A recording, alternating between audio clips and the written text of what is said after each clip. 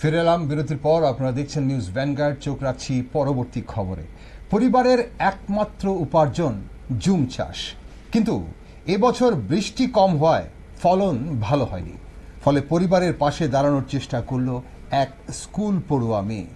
জনজাতিদের চিরাচরিত পোশাক তথা পাছড়া তৈরি করতে ব্যস্ত এক স্কুল পড়ুয়া ছাত্রী।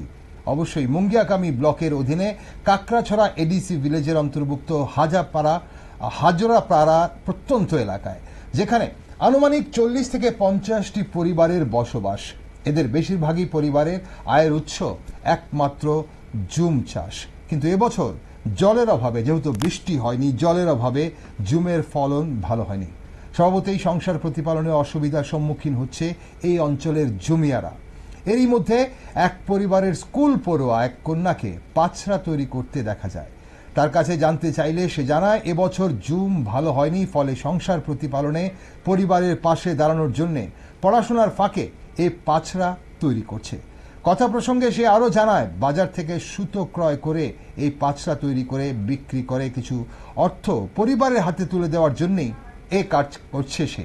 কারণ সুতোর দাম বেড়ে যাওয়ায় বাজারে বিক্রি করে তেমন লাভ হয় না, তবে পরে যতটুকু পাওয়া যায় সেটাই কাজে আসবে সে আশা নিয়ে পড়াশোনার ফাঁকে এই চিরাচরিত পাছড়া তৈরি করছে এই রমণী। স্কুল পড়ুয়া এক রমণী পাছড়া তৈরিতে ব্যস্ত, কারণ জুম চাষ ভালো হয়নি। চলুন কি বলছে শুনুনি আমরা।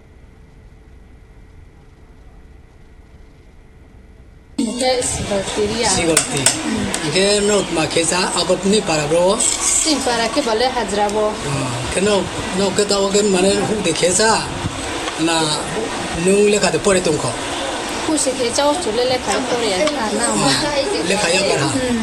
লেখাইয়া কার পাইয়ে মানে হুবা খেচাও মানে না একদম মানে ক্রই ব্রো। কত পরিবার আছে এখানে? মানে ও না পারবো মানে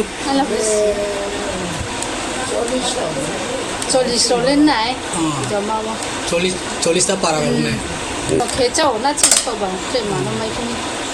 হাবাইয়া কারকে